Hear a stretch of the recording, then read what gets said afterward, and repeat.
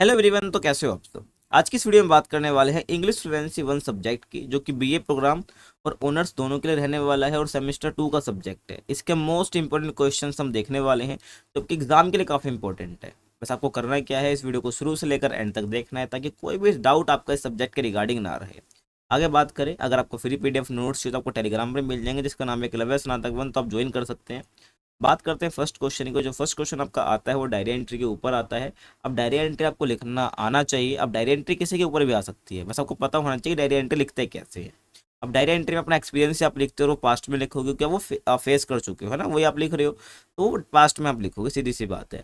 अब देखो क्वेश्चन हमारा क्या है कि भाई आपको चांस मिला है अपने फेवरेट स्पोर्ट्स स्टार से मिलने का, और आपने उसके साथ कुछ राउंड्स भी खेले हैं, तो आपको अपना एक्सपीरियंस शेयर करना है 300 से 400 वर्ड्स के अंदर। ये हमारा क्वेश्चन है। अब लिखना कैसे है आपको, सबसे पहले आप डेट लिखोगे ऊपर, इसी फॉर्मेट में लिखोगे जैसे दिख रही है स्क्रीन पर, एंड कोमा डाल के आप डे लिखोगे। देन आपको टाइम मेंशन करना है जब भी आप डायरी लिख रहे हो। बेसिकली डायरी रात को ही लिखी जाती है, तो आप रात का टाइम मेंशन करोगे, सीधी सी बात है। और डियर डायरी आप ऐसे लिखोगे और कोमा लगाओगे। देन आपको अपना मेन स्टार्ट कर देना, जो आपसे क्वेश्चन की रिक्वायरमेंट है। क्वेश्चन की रिक्वायरमेंट है कि भाई आप अपने एक स्पोर्ट्स स्टार से मिलो, जो कि आपका फेवरेट है और आपने उसके साथ खेला भी है।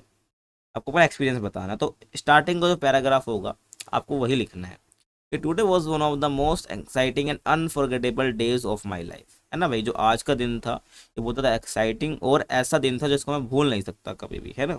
And I got a rare opportunity to meet my favourite sports star Virat Kohli. तो मैं आज बहुत रेयर अपॉर्चुनिटी मुझे मिली है कि मैं अपने favourite sports star Virat Kohli से मिला हूँ, और उसके साथ कुछ राउंड्स भी मैंने खेला है क्रिकेट के। और अभी तक मुझे बिलीव नहीं हो रहा है कि एक्चुअली में ये हुआ भी है। ठीक है, आगे बात करें। And the event was organised at a local cricket stadium as the part of a youth sports promotion programme. तो जो ये इवेंट हुआ था जहाँ मैंने कुछ राउंड्स खेले हैं, वो बेसिकली लोकल क्रिकेट स्टेडियम था, वहाँ पर हुआ था, जो कि पार्ट था यूथ स्पोर्ट्स इस प्रमोशन प्रोग्राम का।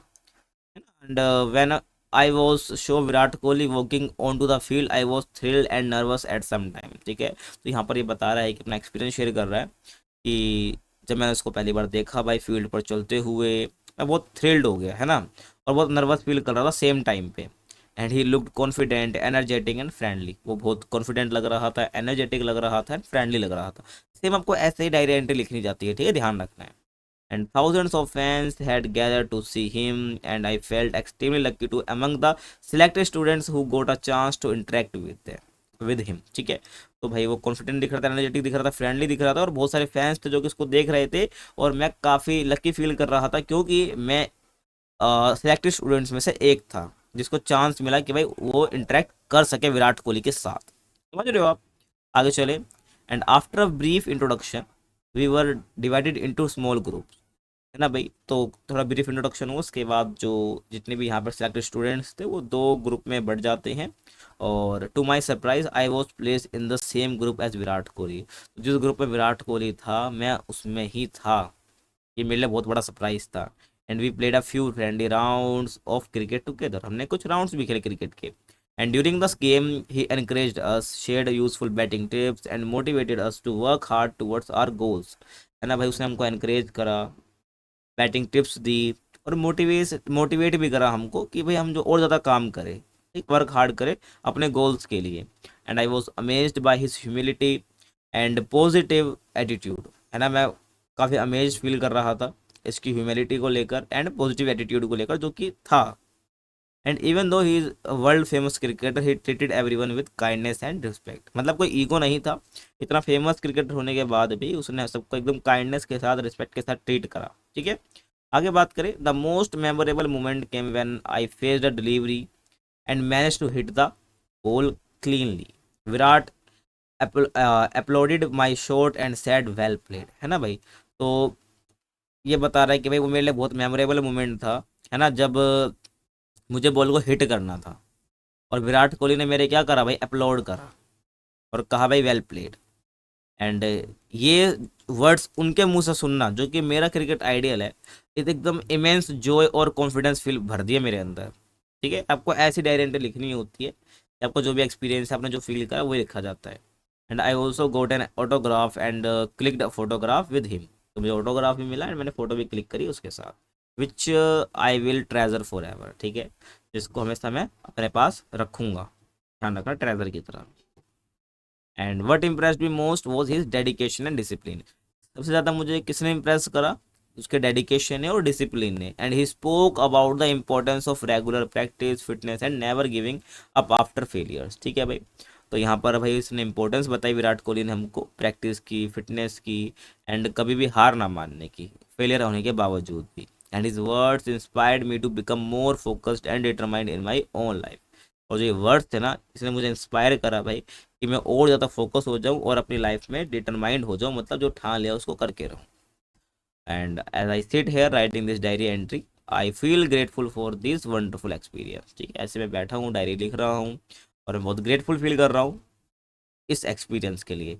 And meeting my favourite sports star was dream come true, and the lessons I learn today will stay with me for ever.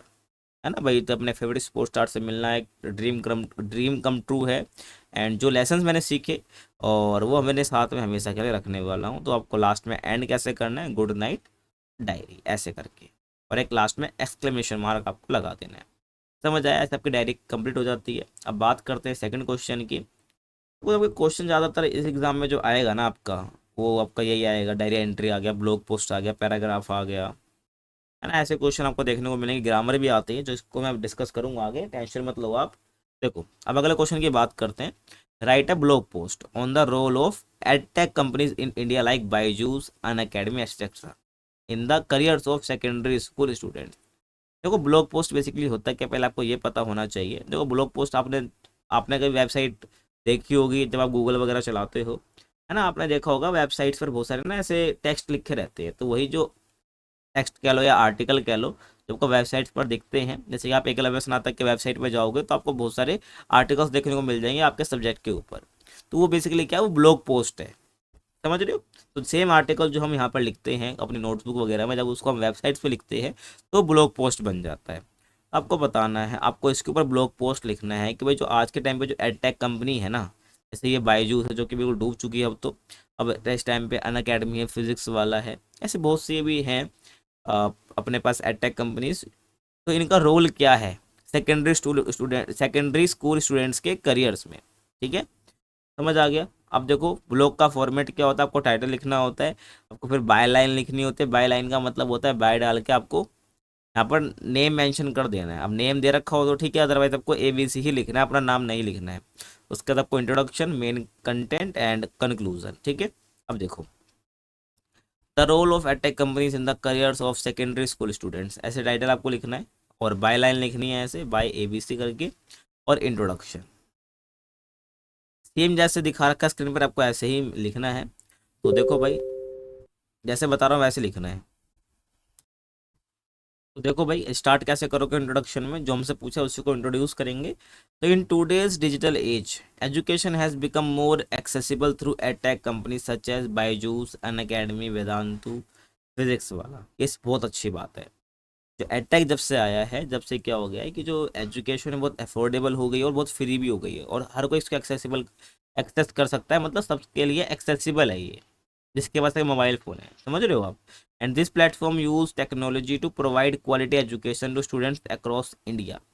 Platform में टेक्नोलॉजी का यूज़ करते हैं ताकि क्वालिटी एजुकेशन पूरे India में पहुंच पाए। And they have played an important role in shaping the careers of secondary school students. और जो एडटेक कंपनीज है ना, ये इन्होंने काफ़ी इंपॉर्टेंट रोल प्ले करा है कि जो सेकेंडरी स्कूल के स्टूडेंट्स हैं उनके करियर को शेप करने में। आगे बात करें, अब इन कंपनीज़ का रोल क्या है, ध्यान से सुनो। तो एडटेक कंपनीज जो है ये online classes, video lectures, practice test and study material हमको क्या करती है, ऑफर करती है। And students can learn from experience teacher from the comfort of their homes. तो कहीं जाने की ज़रूरत नहीं है, अपने कंफर्ट में अपने घर पर जो है एक्सपीरियंस टीचर से सीख सकते हैं। And this is especially helpful for students living in rural and remote areas where good educational facilities may not be available। तो ये मेनली जो एडटेक कंपनीज है उनके लिए भाई बहुत, आप कह सकते हो, वरदान साबित हुई है, जो बहुत रूरल एरियाज में रहते हैं रिमोट एरियाज में रहते हैं, जहाँ पर अच्छी एजुकेशनल फैसिलिटीज़ बिल्कुल देखने को नहीं मिलती है, अवेलेबल नहीं होती हैं। And this platforms help students prepare for board examination and competitive exams. तो जो प्लेटफॉर्म्स हैं स्टूडेंट को मदद करते हैं भाई, जो बोर्ड एग्जामिनेशन हो गए उनकी उनकी प्रिपरेशन के लिए, एंड कॉम्पिटेटिव एग्जाम्स के लिए। है ना। And they provide personalised learning allowing students to study at their own pace, है ना, कि वो स्टूडेंट है वो अपने स्पीड के हिसाब से पढ़ सकता है, उसको धीरे पढ़ना है, उसको जल्दी जल्दी पढ़ना है, वो अपने अकॉर्डिंग पढ़ सकता है, कोई भागा दौड़ी नहीं चल रही है कि टीचर आगे भाग गया मैं वापस नहीं देख सकता, उसके पास है वो मल्टीपल टाइम्स उसको देख सकता है ना। और टॉपिक जितने भी डिफिकल्ट टॉपिक है उनको बेटर तरीके से समझ सकता है। ठीक है, समझ रहे हो आप। And edtech companies also improve digital skills and encourage self-learning, interactive quizzes, and doubt solving sessions होते हैं। Performance analysis help students identify their strength and weakness, है ना, क्योंकि आज के टाइम बहुत सारी डिजिटल स्किल्स आ गई है जिससे बच्चा खुद भी सीखता है। इंटरेक्टिव क्विजेज होती है, डाउट सॉल्विंग सेशंस होते हैं, परफॉर्मेंस एनालिसिस भी होता है जिससे बच्चों को पता चलता है कि उसकी स्ट्रेंथ क्या है, वीक क्या है, वीकनेस क्या है, मतलब कि कौन से टॉपिक से स्ट्रॉन्ग है, कौन से वीक टॉपिक्स हैं। और एडटेक कंपनी से जो है जो बच्चों के करियर को शेप कर रही है, इससे बेनिफिट्स हैं बच्चों के लिए, स्टूडेंट्स के लिए, वो क्या है देखो। इजी एक्सेस है भाई क्वालिटी एजुकेशन का, फ्लेक्सिबल लर्निंग है, कहीं भी पढ़ो और कभी भी किस टाइम भी पढ़ो, और बेस्ट प्रिपरेशन होती है भाई एग्जाम्स के लिए। एंड अफोर्डेबल लर्निंग रिसोर्स है, मतलब बहुत कम आप कह सकते हो मनी में आपको बहुत कुछ मिल जाता है। मैं सीधी बात कहूँ तो वैल्यू फॉर मनी रहती है बात, ठीक है। And development of digital and problem solving skills, और डिजिटल और प्रॉब्लम सॉल्विंग स्किल्स का डेवलपमेंट हमें देखने को मिलता है। आगे बात करें, चैलेंजेस भी आते हैं भाई, ऐसी बात नहीं सब कुछ बढ़िया ही होता है। तो भाई बेनिफिट हमने देखे, लेकिन जो अटैक प्लेटफॉर्म्स है ना, इनको भाई इंटरनेट रिक्वायर होता है, सीधी सी बात है, और डिजिटल डिवाइस चाहिए होते हैं। लेकिन कुछ स्टूडेंट्स के पास तो भाई होते ही नहीं है डिवाइस, सही बात है ना। तो वही बात है। तो some students may also find it difficult to stay motivated without classroom interaction, तो किसके पास तो मोबाइल होते भी नहीं है, और कुछ जो बहुत से बच्चे होते हैं उन वो मोटिवेट रह भी नहीं पाते हैं अकेले क्लासरूम, क्योंकि क्लासरूम थोड़ी है, वो अकेला है और फ़ोन है, वो मोटिवेट रहना ही बड़ा मुश्किल है। तो वही बात है, आज के टाइम में हमें देखने को मिलता है ये, तो कुछ चैलेंजेस हैं ये, बात माइनर से चैलेंजेस है बट है। ठीक है, अब कंक्लूजन की बात करूँ तो in conclusion edtech companies have transformed education in India, सही बात है। जो एडटेक कंपनीज है इन्होंने क्या करा है भाई, एजुकेशन को ट्रांसफॉर्म कर दिया है। They provide students with better learning opportunities and help them build successful careers, है ना। जो भाई इन्होंने स्टूडेंट्स को भाई बेटर लर्निंग अपॉर्चुनिटीज दी हैं और बिल्ड सक्सेसफुल करियर्स, और मदद करिए बच्चों को अपने सक्सेसफुल करियर को बिल्ड करने में। With proper use, these platforms can greatly support the academic and professional growth of secondary school students, है ना भाई। तो अगर ढंग से प्रॉपर यूज़ करा जाए इनका, जो प्लेटफॉर्म्स हैं ये भाई बहुत सपोर्ट करते हैं बच्चों को, जो कि सेकेंडरी स्कूल के स्टूडेंट्स हैं, है ना, और उनकी प्रोफेशनल ग्रोथ में भी और एकेडमिक ग्रोथ में भी। अब बात करते हैं नेक्स्ट क्वेश्चन की, right a paragraph on the rising levels of air pollution in the urban cities. जो अर्बन सिटीज़ हैं तो वहाँ पर जो एयर पोल्यूशन के लेवल बढ़ रहे हैं उसके ऊपर आपको पैराग्राफ लिखना है। ठीक है भाई, आप टाइटल लिखना चाहो तो आप बिल्कुल लिख सकते हो पैराग्राफ के अंदर, बाकी आपकी लिखना है लिख लो, बाकी कोई ज़रूरत नहीं है। ठीक है, देखो, air pollution is becoming a major problem in urban cities.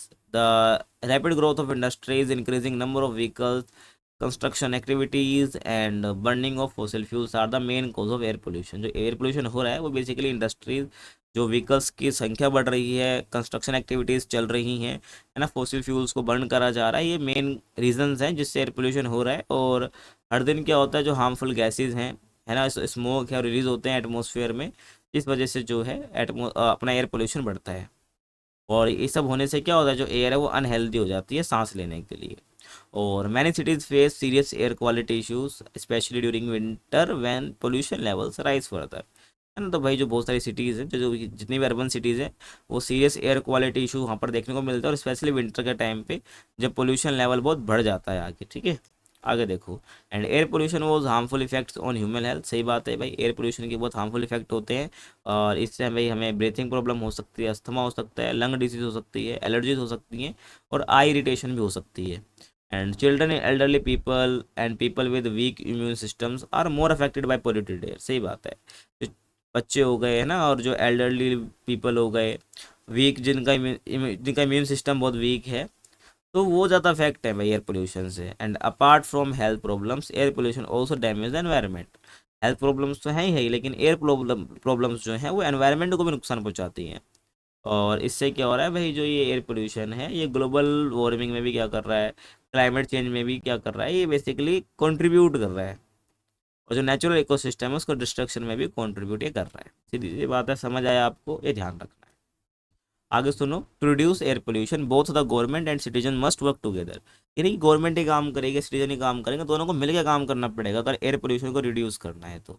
और people should use public transport, है ना, car pooling, bicycles and electric vehicles when ever possible. तो लोग भाई पब्लिक ट्रांसपोर्ट का यूज़ कर लो, इलेक्ट्रिक व्हीकल्स का यूज़ कर लो, बाईसाइकिल्स का यूज़ कर सकते हैं, जिससे पोल्यूशन थोड़ा कम होगा।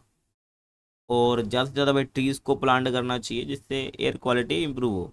और जो इंडस्ट्रीज़ हैं उनको भाई पोल्यूशन कंट्रोल रूल्स को फॉलो करना चाहिए, एंड जो गवर्नमेंट है उनको स्ट्रिक्ट एक्शन लेना चाहिए कोई भी ऐसी एक्टिविटीज़ जो कि पोल्यूशन को इंक्रीज़ कर रही है। समझ आ रहा है आपको, ये ध्यान रखना है। और लास्ट में कंक्लूजन आपको लिखना होता है। तो आपको लिखना है in conclusion the rising levels of air pollution in urban cities are a serious concern. Clean air is essential for healthy life, है ना, इनको क्लीन एयर जो होती है ना भाई, जो लाइफ हेल्दी लाइफ के लिए बहुत ज़रूरी होती है। और therefore everyone must take responsibility and adopt eco friendly practices to create a cleaner and healthier environment for future generation. तो भाई सबको भाई रिस्पॉन्सिबिलिटी लेनी चाहिए और इको फ्रेंडली प्रैक्टिस करनी है, ताकि क्लीनर हेल्दियर एनवायरनमेंट हमारे आसपास बन सके फ्यूचर जनरेशन के लिए, ठीक है, अपने लिए भी, फ्यूचर जनरेशन के लिए भी। अब बात करते हैं अगले क्वेश्चन की, जो कि ग्रामर पोर्शन से आता है। आपको यहाँ पर कुछ फिल इन द ब्लैंक्स दिए जाएंगे, आपको यहाँ पर भाई आर्टिकल्स, वर्ब्स एंड प्रीपोजिशंस को फिल करना होगा। तैयार हो भाई? ठीक है, देखो कुछ ऐसे क्वेश्चन आपके सामने आएंगे, आपको फिल करना है। जैसे ही देखो, please forgive me dash dropping the pen, है ना भाई, कि मुझे माफ़ कर दो, किसके लिए? ड्रॉपिंग द पेन, इसके लिए, ठीक है। And I boat dash new pair of shoes, मैंने जो है एक एक जोड़ी जूते खरीदे हैं, है ना। तो यहाँ पर आप क्या लगाओगे? ए लगाओगे कि भाई मैंने जो एक जोड़ी जूते खरीदे, नहीं एक पेयर शूज़ खरीदे हैं, तो ए लगाओगे। एंड प्रिया, अगला क्वेश्चन देखो भाई, आपको ना ज्ञान होना चाहिए, मतलब प्रीपोजिशन का, आर्टिकल्स का जो कि ए एंदा होते हैं, वर्ब्स के बारे में पता होना चाहिए, आप इजीली कर लोगे। Priya painted dash amazing scenery yesterday, तो प्रिया ने क्या करा है भाई? एक अमेजिंग सीनरी को पेंट करा है, तो यहाँ पर आप क्या लगाओगे? यहाँ पर आप लगाओगे एन, ठीक है, आर्टिकल लगेगा यहाँ पर। तो यहाँ पर आप ए मत फिल कर देना, क्योंकि जो ए है यहाँ पर ये वो साउंड दे रहा है, तो एन आएगा। अगला क्वेश्चन देखो, do you think humans will be completely replaced dash artificial intelligence, तो क्या आपको लगता है कि जो ह्यूमंस हैं वो कम्प्लीटली रिप्लेस हो जाएंगे किनके द्वारा? आर्टिफिशियल इंटेलिजेंस के द्वारा। हो सकते हैं, ये आपको कमेंट में बताना, तो यहाँ पर बाय आएगा, ठीक है, ध्यान रखना है। आगे देखो, my relatives are staying at dash hotel tomorrow, है ना। तो जो मेरे रिलेटिव्स हैं वो कहाँ पे रुक रहे हैं भाई? एक होटल में रुक रहे हैं, तो यहाँ पर ए आ जाएगा, ठीक है, staying at a hotel tomorrow, ध्यान रखना है, तो ए आ जाएगा यहाँ पे, ठीक है। आगे चलो भाई, he walked all dash the college campus morning, यहाँ पर आएगा भाई अराउंड, ठीक है, क्योंकि जो अराउंड यहाँ पर क्यों लगाया? क्योंकि उसने पूरा कॉलेज कैंपस के हर एक हिस्से को क्या करा है, यहाँ पर वो चला है और देखा है, यहाँ पर राउंड आ जाएगा। आगे देखो, I M bad dash remembering names, कि भाई मैं जो हूँ ना, या नाम याद रखने में बहुत बेकार हूँ। जब आपके सामने ऐसी कुछ चीज़ आ जाएगी जिसमें आप ये बता रहे हो कि भाई मैं इसमें अच्छा हूँ, मैं इसमें बेकार हूँ, तो यहाँ पर आप आंख बंद करके एट लगा सकते हो, ठीक है, ये ध्यान आपको रखना है, एट आ जाएगा।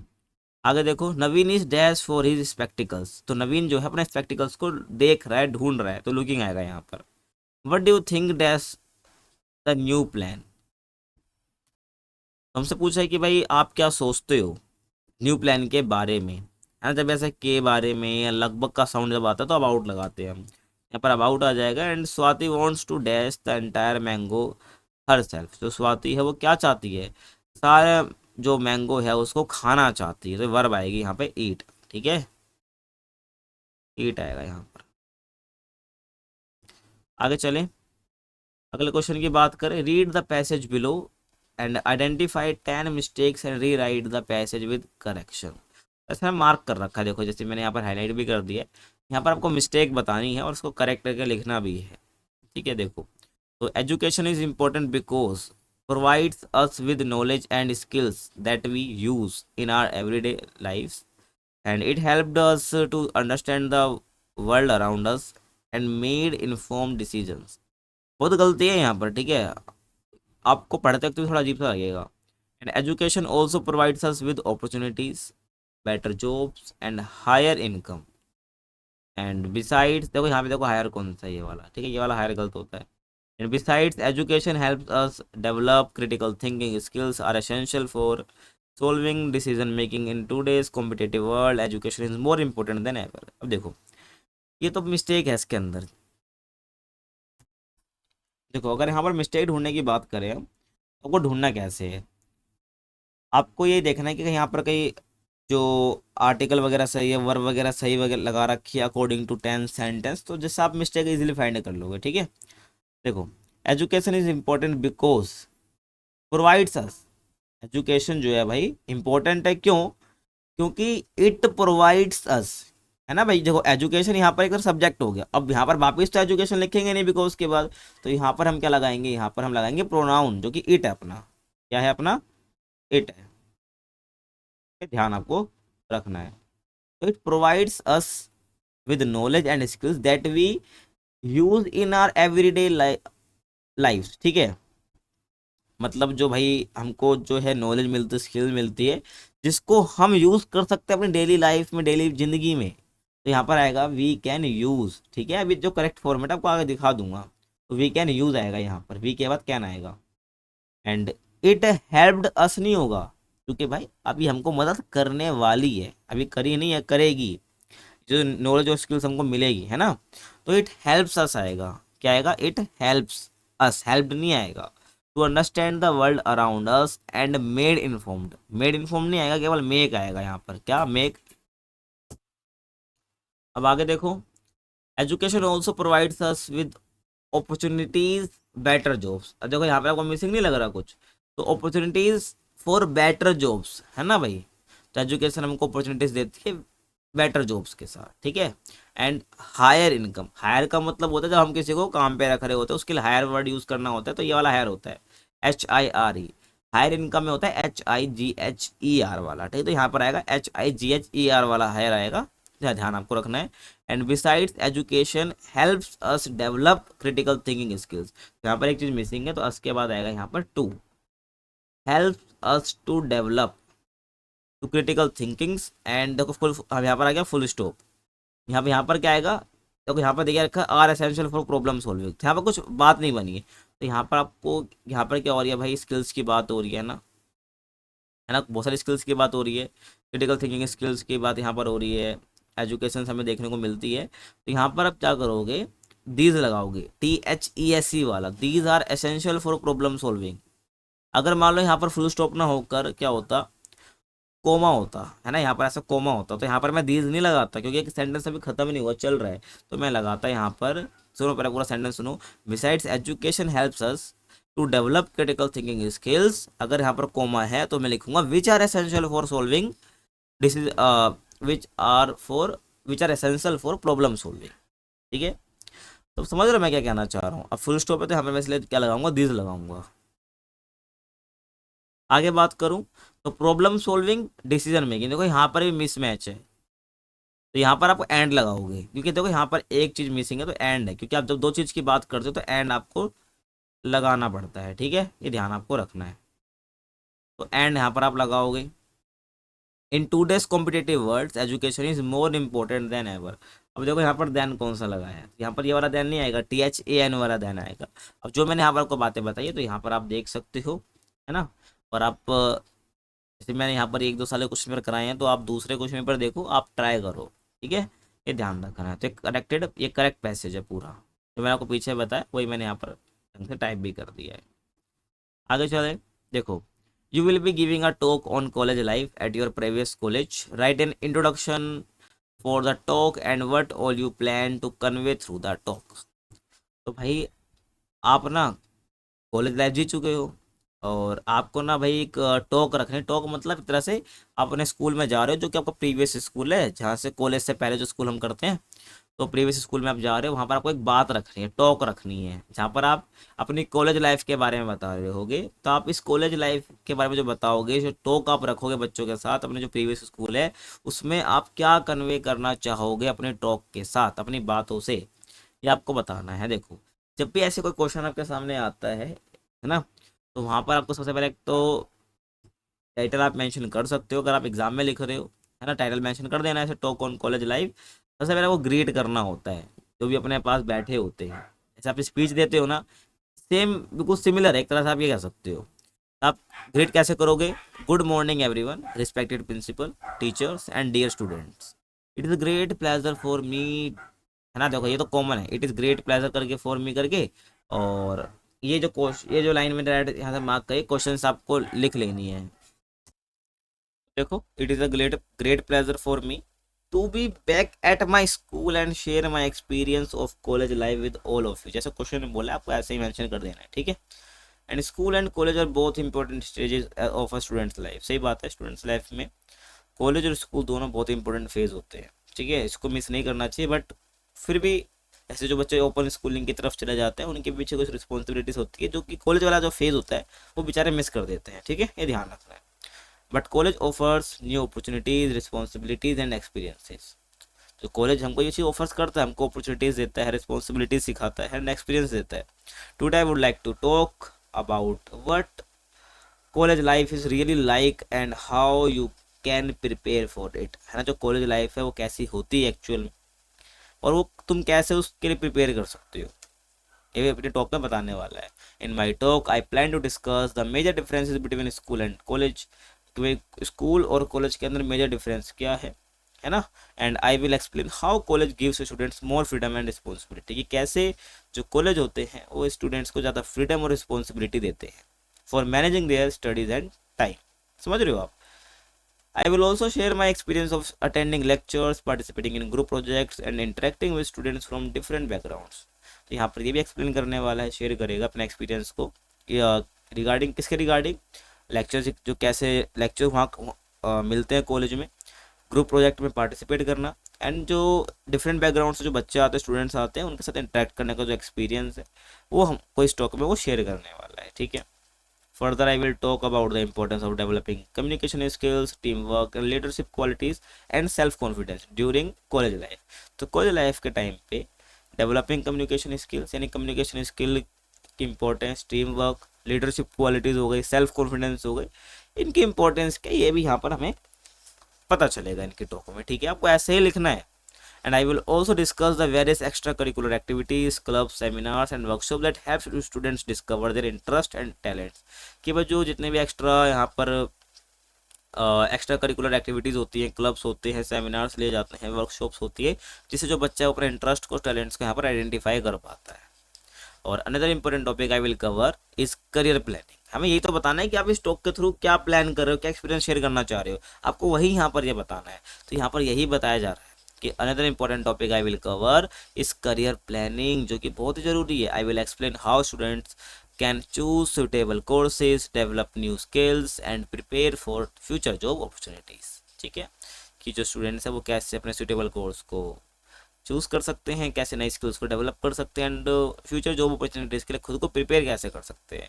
And I will also share some tips on balancing academics, social life and personal growth. हम कैसे इन तीनों को मैनेज कर सकते हैं, इसके रिगार्डिंग मैं टिप्स देने वाला हूँ। Finally, I will encourage you to make the most of your college years by staying focused, working hard and being open to new learning experience।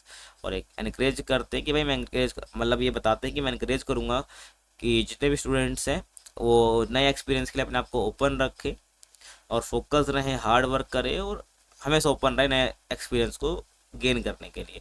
And thank you for giving me this opportunity. I will hope my talk will help you understand college life better and prepare for exciting journey ahead. Thank you. ऐसे आपको talk लिखने अगर आपके exam में आएगी तो। आगे देखो, अगले क्वेश्चन की बात करूं, right a dialogue of 20 turns you had with your friend discussing your career plans after graduation. तो आपको डायलॉग लिखना, डायलॉग होता क्या है बेसिकली, जो कि टू वे होता है, मतलब दो लोगों के बीच में आप लिख रहे हो, बात कर रहे होते हो किसी पर्टिकुलर टॉपिक पर, वो डायलॉग बन जाता है ना। तो आपको 20 टर्न्स लिखने टोटल, मतलब 10 आपकी साइड से, 10 आपके दोस्त की साइड से। और टॉपिक क्या है, करियर प्लान्स आफ्टर ग्रेजुएशन, मतलब ग्रेजुएशन के बाद आपके करियर प्लान्स क्या हैं। तो बात करते हैं। देखो भाई, तो यहाँ पर दो हमने कैरेक्टर ले लिए हैं, एक राहुल है, एक अमित, दोनों दोस्त हैं और ग्रेजुएशन के बाद अपने करियर की बात यहाँ पर करने वाले हैं। तो यहाँ पर हम सबसे पहले राहुल को सुनते हैं, ठीक है। तो राहुल है, यहाँ पर कहता है, hi Amit, have you thought about your career plans after graduation. तो अमित क्या पूछता है कि पहले हाय कहता है कि भाई क्या तुमने सोचा है कि भाई तुम्हारे करियर प्लान्स क्या रहेंगे after graduation.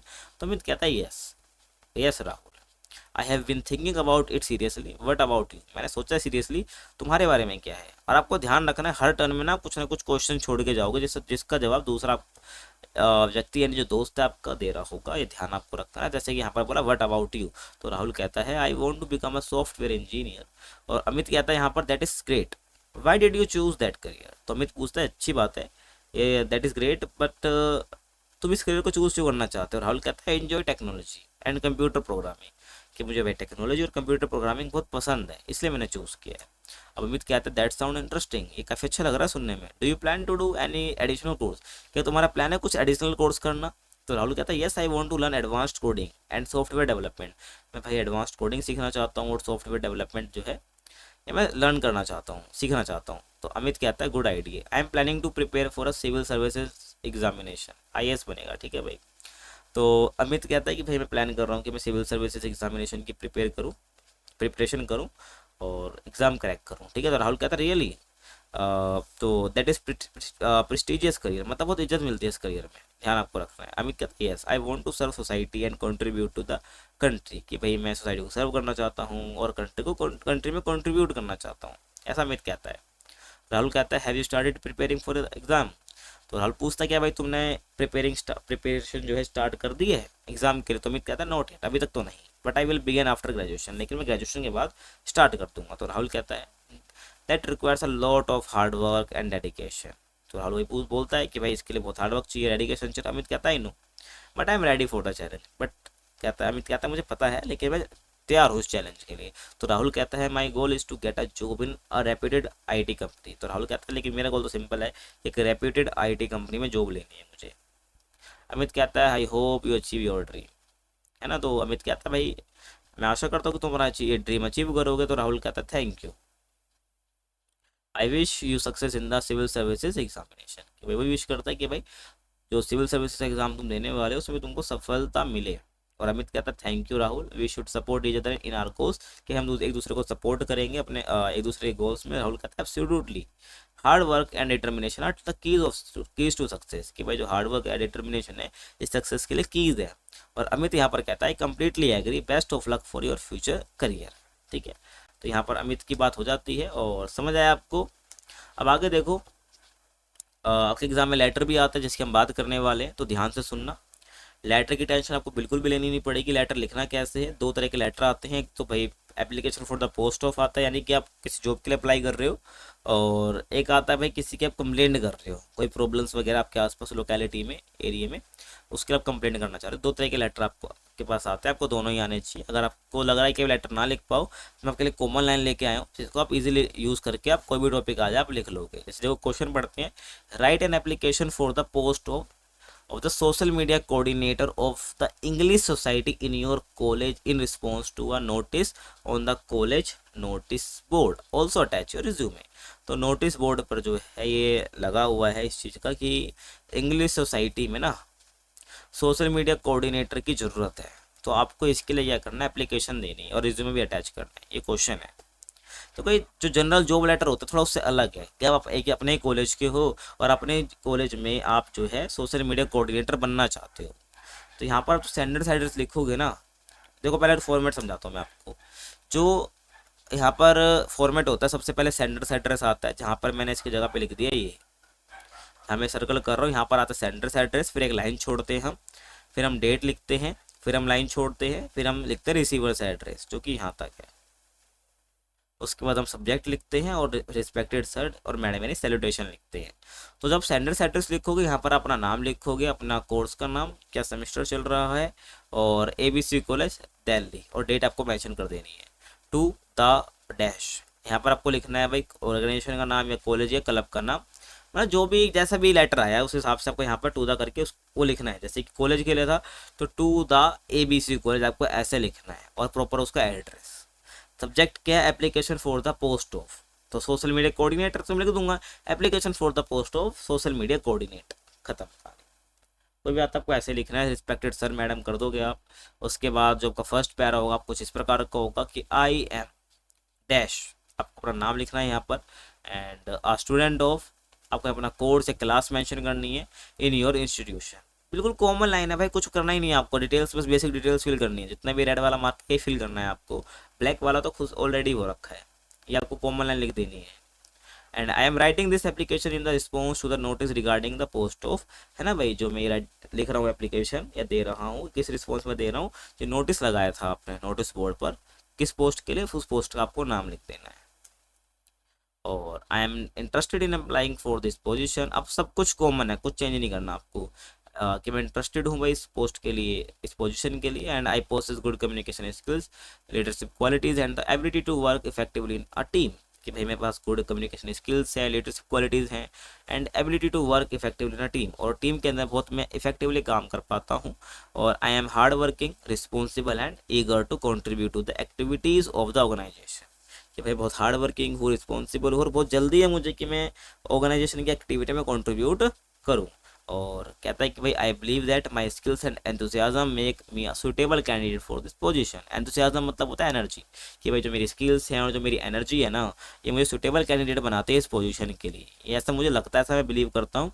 And I ensure you that I will perform my duties sincerely and to the best of my abilities, कि मैं तुम्हें अश्योर करता हूँ कि जो मैं परफॉर्म करूँगा ना, अपनी ड्यूटीज़ को बहुत सिंसियरली करूँगा और अपनी एबिलिटीज़ के साथ बेस्ट ही दूंगा। और I have attached my resume for your kind consideration, क्योंकि रिज्यूमे आपको अटैच करना है, तो यहाँ पे लाइन आपको लिखनी है, सब कुछ कॉमन है, कुछ चेंज नहीं, बस फर्स्ट पैराग्राफ में आपको जो डिटेल्स है वो मेंशन करनी होती है, अदरवाइज सब कुछ सेम है ना, कि भाई जो मैंने रिज्यूमे अटैच कर दिया आपके कंसिडरेशन के लिए, and I would be grateful if I am given an opportunity to serve in this role, मैं बहुत ग्रेटफुल रहूँगा अगर आप मुझे अपॉर्चुनिटी दोगे इस रोल में अपने आप को मेरे को सर्व करने के लिए, मतलब सेवा देने के लिए।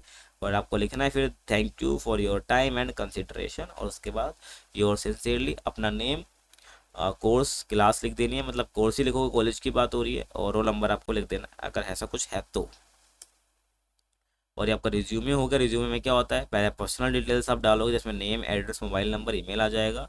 फिर करियर ऑब्जेक्टिव का मतलब होता है कुछ ऐसी लाइंस, 2-3 सेंटेंस की जो होती है, इसमें आप बताओगे कि भाई आपका करियर ऑब्जेक्टिव क्या है, जैसे कि to contribute my communication creative and social media management skills as social media coordinator of the English society, career objective हो जाएगा उस पर्टिकुलर रोल के लिए। उसके बाद आपको एजुकेशन क्वालिफिकेशन बतानी है, जैसे कि भाई यहाँ पर आप एग्जामिनेशन बताओगे या कोर्स बताओगे, यहाँ पर आपने कहाँ से करा है वो बताओगे, ईयर बताओगे इस साइड ऐसे ही, और परसेंटेज बताओगे, स्कोर बताओगे। आपको फिर ऐसे स्किल सेक्शन बताना है जहाँ पर आपके पास क्या क्या स्किल है आपको ये बताना है, ऐसे यहाँ सोशल मीडिया मैनेजमेंट, और जो स्किल्स होगी वो पोस्ट के रिलेटेड ही होनी चाहिए, ध्यान रखना। तो ये सारी जो है ये पोस्ट के रिलेटेड ही स्किल्स हैं। ऐसे के बाद आप उसके बाद आपको अचीवमेंट्स बता देनी है, ऐसे आपको हॉबीज़ यहाँ पर बता देनी है, खत्म हो जाएगा, समझ रहे हो आप। अब नेक्स्ट क्वेश्चन की हम बात करते हैं जो कि कंप्लेंट के रिगार्डिंग है। देखो भाई, monsoon is around the corner and the roads surrounding your colony are damaged and full of potholes.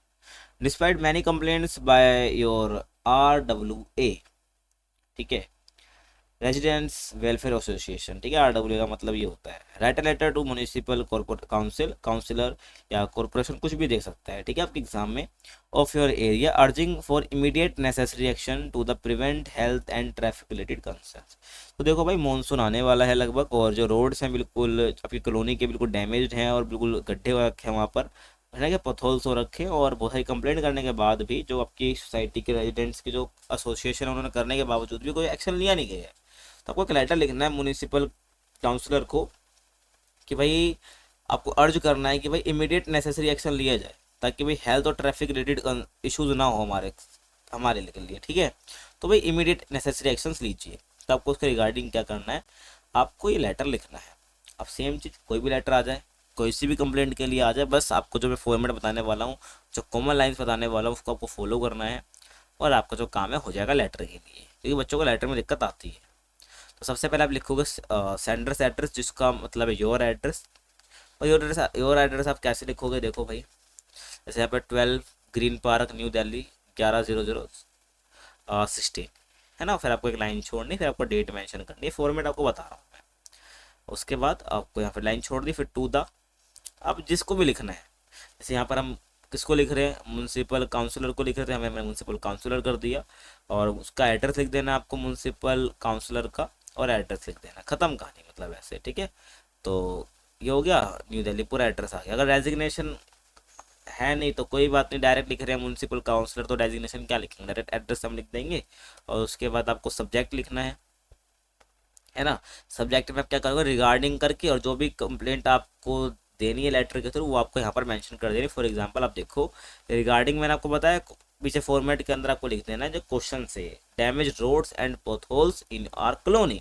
तो रिगार्डिंग ये सब्जेक्ट लेटर किस लिए है भाई, जो regarding damage roads and potholes in our colony इसके लिए है। फिर आपको सैल्यूटेशन लिखना है, रिस्पेक्टेड सर मैडम। उसके बाद जो बताने वाला हूँ बस आपको वो लाइन लिख देनी है, जैसे कि देखो, I am writing this letter to draw your attention to the issue of dash in our area college locality. जिस हिसाब का क्वेश्चन है उस हिसाब से आपको लिख देना है। एरिया बोला तो एरिया, कॉलेज बोला तो कॉलेज, लोकेलिटी बोला है तो लोकेलिटी, है ना। इशू कहाँ से लेकर आओगे भाई आप, इशू तो आपको कहाँ मिलेगा, आपको क्वेश्चन के अंदर से मिलेगा। तो इशू क्या है, देखो भाई, I am writing this letter to draw your attention to the issue of damage roads and potholes. कहाँ से मिला, क्वेश्चन से मिला ये। और आगे सुनो, the problem has been causing inconvenience to the residents students और public for a long time. ऐसे रेजिडेंट, अब यहाँ पे कॉलोनी की बात हो रही है, यहाँ पर आप लिखोगे इनकन्वीनियंस किसको, रेजिडेंट्स को हो रही है, कॉलेज के आसपास का एरिया तो आप बोलोगे स्टूडेंट्स को हो रही है।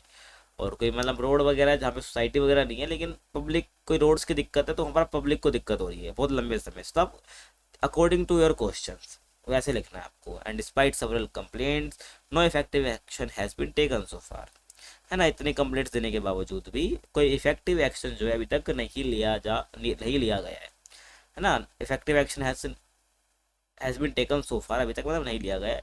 As a result people are facing difficulties, इस वजह से जो इसका रिजल्ट क्या हुआ, जो लोग हैं वो डिफिकल्टीज फेस कर रहे हैं। जैसे कि यहाँ पर आपको 3 डिफिकल्टीज बता देनी है, जैसे कि देखो इधर, है ना।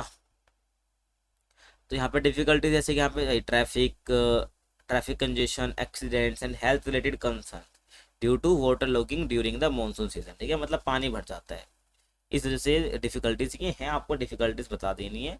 और उसके बाद इतना कर लिया, और बाकी कुछ तो फिर चेंज करना ही नहीं है, बाकी सब तो पूरा कॉमन ही है। The situation is becoming more serious day by day and requires immediate attention. Therefore, I kindly request to take the necessary step to resolve this issue.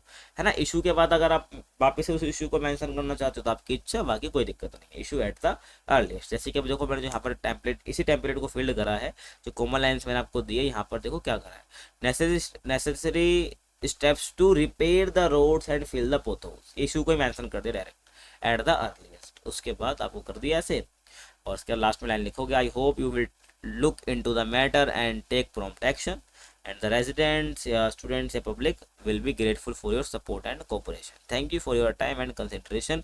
Last में आपको लिखना योर्स फेथफुली, अपना नाम लिख देना अगर दे रखा है तो, ठीक है, अदरवाइज XYZ या ABC। समझ आ गया। इसी के साथ जो है ये जो लेटर है हमारा फिनिश हो जाता है, कोई होप आपको अच्छा सा लगा होगा, वीडियो अच्छी लगी होगी, कोई दिक्कत है तो आप कमेंट में बता सकते हो।